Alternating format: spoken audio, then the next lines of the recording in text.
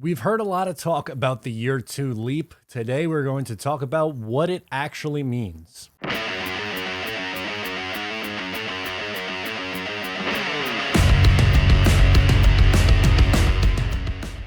Hey, what's going on? I'm Matt O'Leary back with another video. Today, I'll be talking about the year two leap, the phrase that's been said so many times already this offseason about Zach Wilson. Before we get started today, I just wanted to mention you can follow on social media at Matt O'Leary NY. Wherever you get the podcast, please make sure to subscribe to Just Jets. New episodes come out every Monday. And the Patreon, you guys know the drill. Last week, we talked with Jets Today. Got a new guest for this week. Excited to get into that as well. So if you're a football fan or a fan of just any team with a young quarterback, I'm sure you've heard the phrase year two leap. So what does that mean? Everyone just assumes that, hey, a quarterback gets better from year one into year two. And that is true, but by how much is what I wanted to find out. And I did just that today. I went through the last few years of draft classes. I guess I use a 5-year sample size, which I think is pretty solid. So what I did for this study was this. I went from 2016 to the 2020 draft class. Didn't include 2021 because obviously they haven't played their second year in the league yet.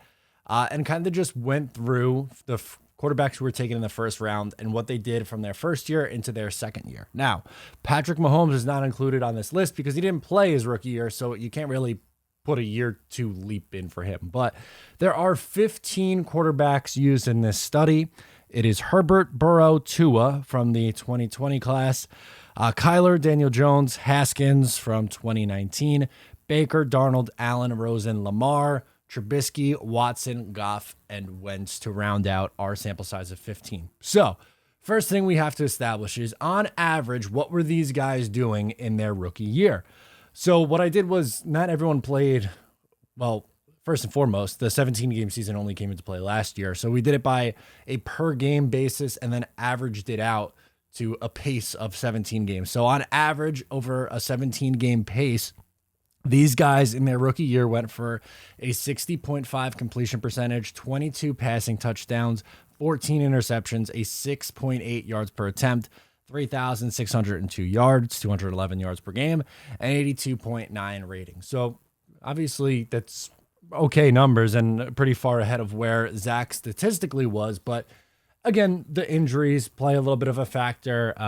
Bad play in the first half of the season, but obviously we saw he was better as the year went on. But moral of the story, 55.6 completion percentage, 9 touchdowns, 11 interceptions, 6.8 yards per attempt, 2,334 yards, which is 179.5 yards per game as compared to 11.9 of the on average. And then you have a 69.7 rating from him. So obviously he was below average in pretty much all of these categories. Yards per attempt, obviously is spot on. Interceptions were lower. He did play less games, but interceptions were better for him in the second half of the year. But now the question is, okay, what do these guys do in year two? We know where they are in year one.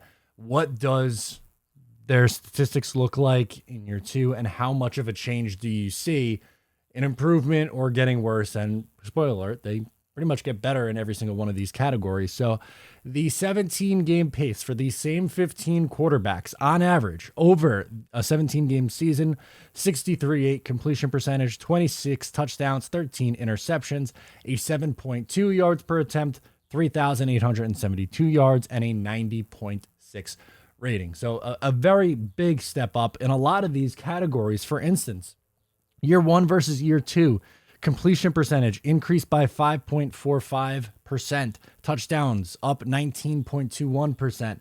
Interceptions, a decline by 6.74%. Yards per attempt up by 5.88%.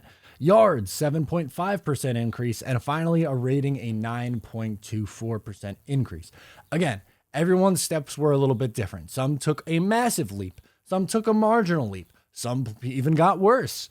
But what you could see, or what I want to show, I guess is probably a better way of describing it, is if you're only using the averages, so the 5.45% increase for completion percentage, 19.21 for touchdowns, 6.74 decrease for interceptions, 5.88 increase for yards per attempt, 7.5 increase for yards, and 9.24% increase For Zach Wilson, over a full 17 game season, with those percent increases in or decreases for interceptions in each one of those categories, you are looking at a 17 game pace of a 58.6 completion percentage, 14 touchdowns, 13 interceptions, 7.2 yards per attempt, 3,281 yards, and a 76.1 rating. That still is not good enough. And I'm not saying don't take this. This is a don't shoot the messenger warning right out here, right up on top in bold ink. I am not saying this is what I think Zach Wilson is going to do. I am simply providing the information on the last, 5 years of sample size that we have available to us and saying these guys on average increased and got better by this much. If Zach Wilson increases just the average amount, that is what it's projecting to be. Again, I think it would be much higher than that in a lot of these categories. And still, we're too early away. I'm not going to get into my 2022 stat line predictions for him yet. But obviously just some benchmarks. You'd like the completion percentage to be over 60%. There's no reasons touchdowns can't be in the 20s if he's playing 17 games. 13 interceptions sounds pretty close. Maybe if it's maybe you could even sell me that it's lower. 7.2 yards per attempt is solid. And I mean, the rating and the yards have to come up. He has to be throwing for more yards and have a higher rating than that. But again, this is just information. It's not saying that this is what he's going to be in year 2 and he's going to suck and that he's a bust. In fact, a lot of people are saying that Zach Wilson is in the best situation for any of the year 2 quarterbacks. There's been a lot of praise for what the Jets have done recently, and I think he's in a really good situation to succeed, and I think he does drastically improve. I don't think it's a marginal improvement, which is what some of these numbers would indicate from year 1 into year 2. I think the offensive line in front of him is better.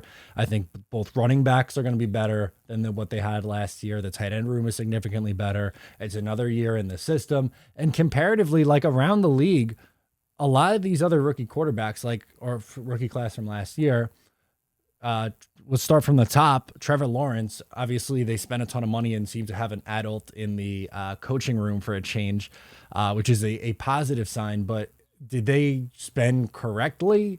It's still a dysfunctional environment. I mean, I think he should be better, but that's still by no means a perfect environment. Mac Jones, listen, he has Bill Belichick, which is going to help tremendously, but that roster didn't get any better from last year. You can make a case that they got worse. Justin Fields, I feel bad for. It's a crime what they're doing out there in Chicago with him. And the 49ers are in a really good situation, especially since they look like they smoothed things over with Debo. But when you look at these guys who were taken, I think for me, it's either Trey Lance or Zach Wilson, who's in the best position to succeed. We'll see which one of these guys take the biggest step in year 2. But yeah, those are the numbers, and it is what it is. We'll see. Again, for the 100th time in this video, I think we see numbers much better than that. But on average, that's what the projection would be. Let me know what you think. What are your predictions, projections, however you want to word it, down in the comments below. Follow along on social media. Subscribe if you're new, and I'll talk to you next time.